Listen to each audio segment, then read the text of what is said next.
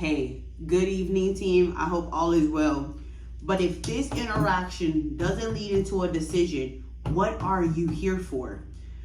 We've decided that we wanted to conquer the world by having wealth.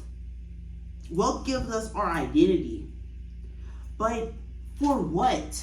Why are we asking for the world? And how dare we ask for the world without asking its creator for it? Yeah, team, we didn't know that we had to go through God and possibly enter into a depression episode because we have to ask God for his world. This truth will make sense in a moment, team, but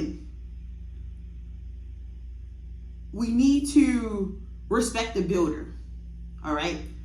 And God has placed us here to maintenance its building. This is what God has built, all right? And what will eventually lead into is how we can meet God. And when I say meet God, I mean absolutely meet the witness of God. We can meet the presence of God. And the presence of God is by the Spirit.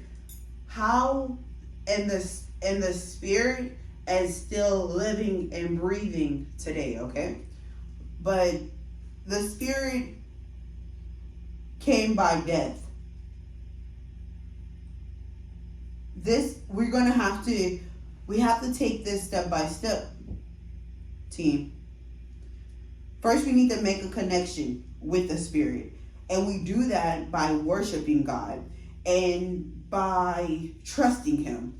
You have to understand that by our nature, we have to endure his wrath. See, we need to look at it as inner light and ego.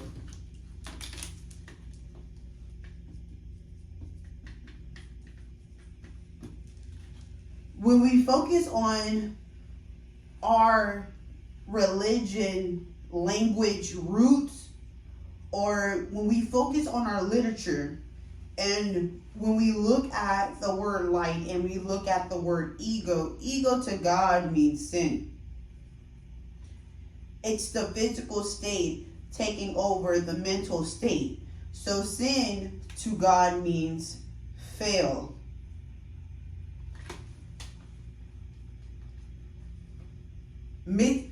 Sin to God means missing the mark. Light means divine presence and truth.